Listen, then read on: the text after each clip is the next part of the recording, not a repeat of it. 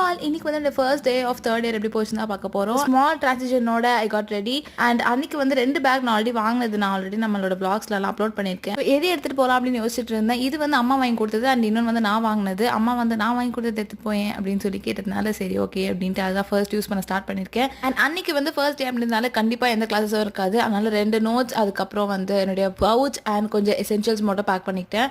இப்போ நம்ம சேனலுக்கு யாராச்சும் புதுசாக வந்திருக்கீங்க அப்படின்னா நம்ம third year BSc psychology student. இப்போ தான் என்னுடைய தேர்ட் இயர்க்குள்ள என்டர் ஆயிருக்கேன். ஆல்சோ நான் படிச்சுட்டு இருக்க கோர்ஸ் பற்றி டீடைல்ஸ் வேணும்னா நான் ஆல்ரெடி அப்லோட் பண்ணியிருக்கேன் நம்ம சேனலில். You can check it out.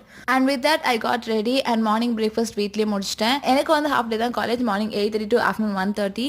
So first உள்ளே போனதுக்கப்புறம் சில ஓரியன்டேஷன் ப்ரோக்ராம்ஸ்லாம் பண்ணாங்க. அதெல்லாம் நான் வந்து ஷூட் பண்ண முடியாது ஆப்வியஸ்லி. அதுக்கப்புறம் நாங்கள் ஃபுல் டே ஃப்ரீயாக தான் இருந்தோம். எந்த கிளாஸுமே நடக்கல. மோஸ்ட்லி எல்லாருக்குமே ஸ்கூல் ஃப்ரெண்ட்ஸ் மட்டும் தான் சூப்பராக இருப்பாங்க. பட் எனக்கு thankfully school friends as well as college friends எல்லாருமே த பெஸ்ட். உங்களுக்கு உங்கள் ஃப்ரெண்ட்ஸ்லாம் அப்படின்னு please do let me know in the comments and see you guys in the next vlog.